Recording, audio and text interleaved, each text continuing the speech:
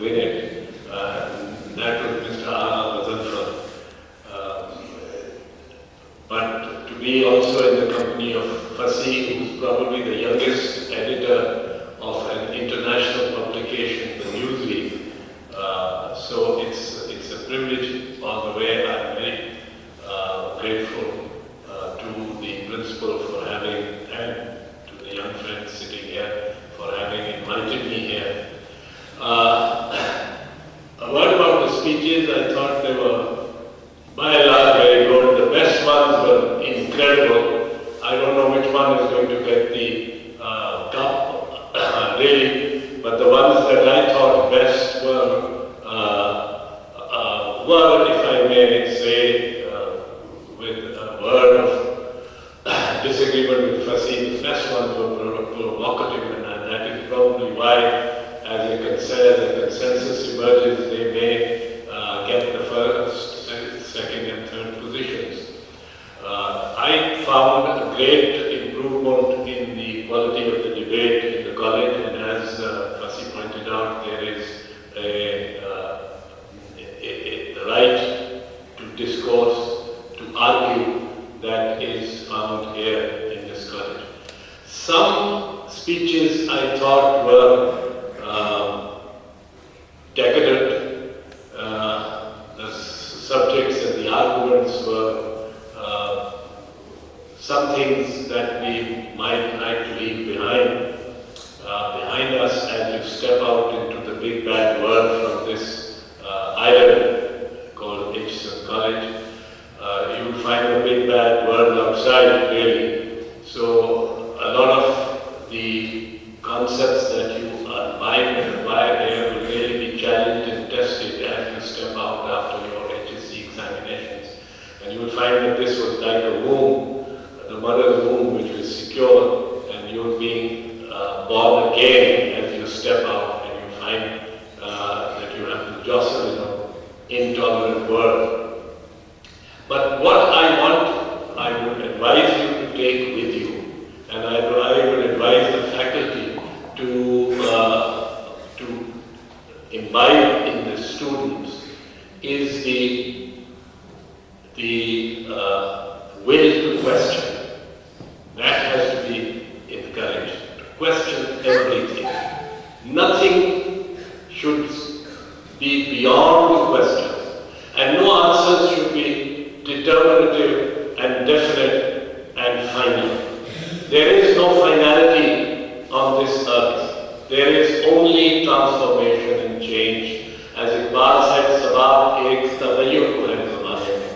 So the change is the real ultimate truth and ultimate belief. Transformation and questions help you determine that change. And I will give you just an example, very briefly. I'm conscious that Mr. Sajjad Rafi is going to follow me, and he was an icon in my days in school, but as he has remained since then. But Newton, whose three principles have carved out the modern world. The modern world modernity derives really from Newton.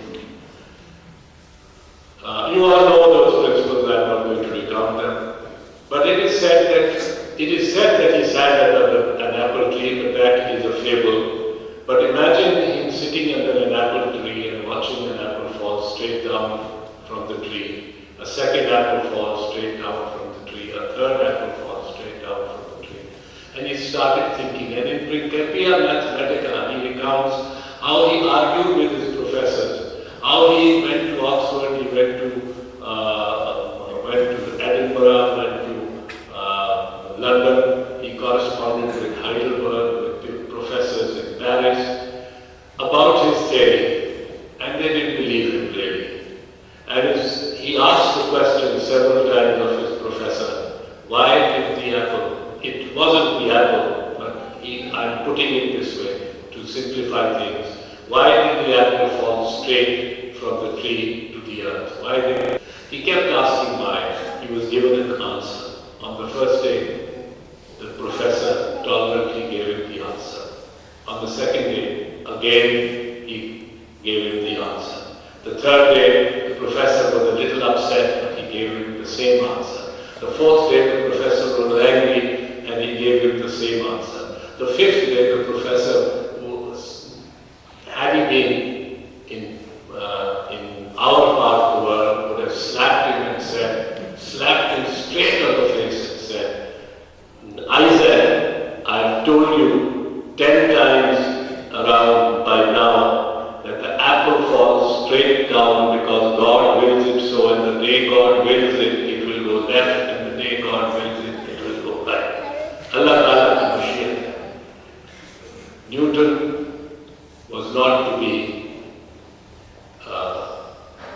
ground down by the answer, and the professor did not slap him because he encouraged the questioning mind. Questions contain the truth, not the answers. Questions are the reality, are the road and route to reality, not the answers. The answers are like, here, believe what I have in my fist, it may be empty. Believe what I have in my fist, otherwise you are valuable cattle.